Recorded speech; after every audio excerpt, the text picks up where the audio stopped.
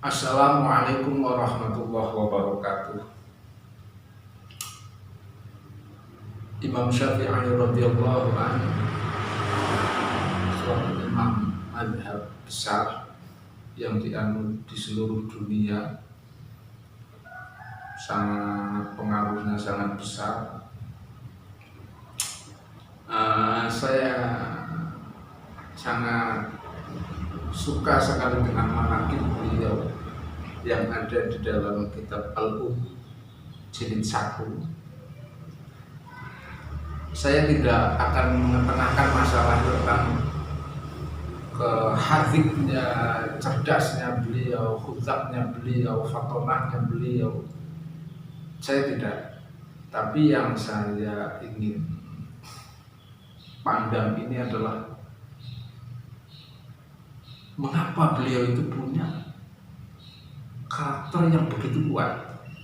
Mengapa beliau ini sukses dalam segi duniawi, sukses dalam segi agamanya sangat kuat sehingga mendominan seluruh dunia, bahkan keberkahannya itu bisa mencapai, ada istilah syu'ara mengatakan fi ufuqil ula, sampai terleng-meleng saking bawah Imam Syafi'i luar biasa. Ini saya soroti itu ada beberapa hal. Bismillahirrahmanirrahim. Ma'anal hurriyah fi nadzri Syafi'i. Ini dari sudut pandang kemerdekaan,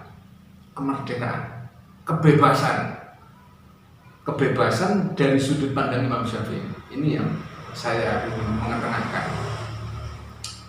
Kenetralan dalam berpikir, kenetralan dalam segala hal, cara metodenya Imam Syafi'i ini yang perlu kita pilih. Karena Imam Syafi'i berpendapat al-hurriyah fil qana'ah. Berpendapatnya Imam Syafi'i itu adalah pada sifat hurriyah, kemerdekaan, kebebasan itu terdapat pada sifat al-qana'ah. Kalau kita menerima dengan keadaan yang kita alami, dalam arti tidak pasrah. Pasrah itu 11-12 dengan menyerah. Tidak menyerah dalam artian nek pengen bebas, pengen ayam, al-qana'ah, nerimo. Ini juga disadur oleh Gusti Nabi. Al-qana'ah malun la yanfad. Kita menerima itu adalah harta yang tidak akan habis-habisnya. Maka dari itu Imam Syafi'i berpendapat ya al-hurriyah fil qana'ah. Orang itu bebas kalau dia itu qana'ah. Tapi kalau dia tidak qana'ah, dia akan terbelenggu dengan pekerjaan, dia akan terbebani dengan jasa, dia pernah diberi investasi baik oleh orang lain, akhirnya dia meminta-minta, tolak wasu'al, meminta-minta, sehingga dia itu kalau mau mengatakan suatu kebenaran itu mulutnya itu terkunci. Karena apa? Sudah gak punya sifat qana'ah. Nah, ketika orang itu sifat qana'ah gak ada, kebebasannya itu sudah dirontokkan. Dia nggak bisa berkata bebas, nggak bisa bergerak bebas, nggak bisa mengekspresikan segalanya dengan dengan keinginan hatinya, rasa kiwuh, rasa itulah karena penyebabnya tidak ada unsur qana'ah. Wadhillu, kehinaan, kullatil, seluruh kehinaan, fit talab was su'al. Kehinaan hakiki adalah meminta-minta. Tomak cara istilah tomak geragas. Fayaqul, akhirnya Imam Syafi'i berkata, al-'abdu hurrun in qani wal hurru 'abdun in qana faqna wala taqna fala syai'a yushinu siwa tam'i. Al-'abdu hurrun in qani, seorang hamba saya jomos, bisa dikatakan budak, bisa dikatakan, atau buruh. Itu hakikatnya dia itu kaya, hakikatnya pekerja itu kaya, hakikatnya dia hur, merdeka, walaupun status sosialnya dia itu kerja, tapi dia hakikatnya kaya. Ingkona, kalau dia itu menerima gajian 700.000 sebulan, sama ada orang yang gajian 5 juta satu bulan.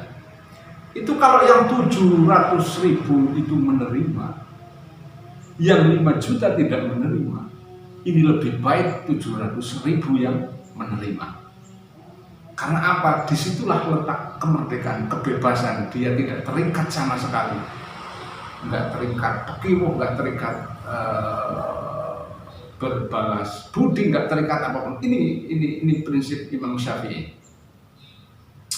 Wal hur, hamba, seorang yang merdeka, abdul inkona, orang yang merdeka ini statusnya walaupun dia merdeka, tapi secara hakikinya dia itu seorang hamba inkona. Kalau dia terus-terusan ingin lebih, gak ada habisnya. Coro jawane nuruti nafsu, maka dari itu fakna wala takna fala syai'a. Maka dari itu kita usahakan dalam posisi seperti ini, kita pernah menerima yang patuh, karena qanaah itu tidak ada hinanya sama sekali. Fala syai'a yusinu siwatom, yang paling hina yaitu satu, yaitu tomak, geragas. Sudah diberi jatah oleh Allah bagian ini, oleh Allah jatah sekian, tanggane ana sing duwe lebih dia ingin, tanggane duwe HP apik dia pengen, tanggane duwe umah apik dia pengen. Ini selalu kehidupannya itu terus diburu dengan kerjaan, diburu dengan kegiatan. Maka dari itu, kalau orang buat rumah atau orang buat kendaraan atau orang buat apalah, itu kalau nggak dicukupkan nggak ada habisnya. Enteng sawah, enteng gunung, enteng tegalan, kalau nuruti rumah, nuruti fashion, nuruti apapun nggak ada habisnya. Jalan satu-satunya dicukupkan saja, qanaah saja. Itu prinsip Imam Syafi'i. Qanaah juga bisa kita terapkan dalam babakan beragama. Kita tidak perlu melebihkan dalam beragama. Ini bahaya.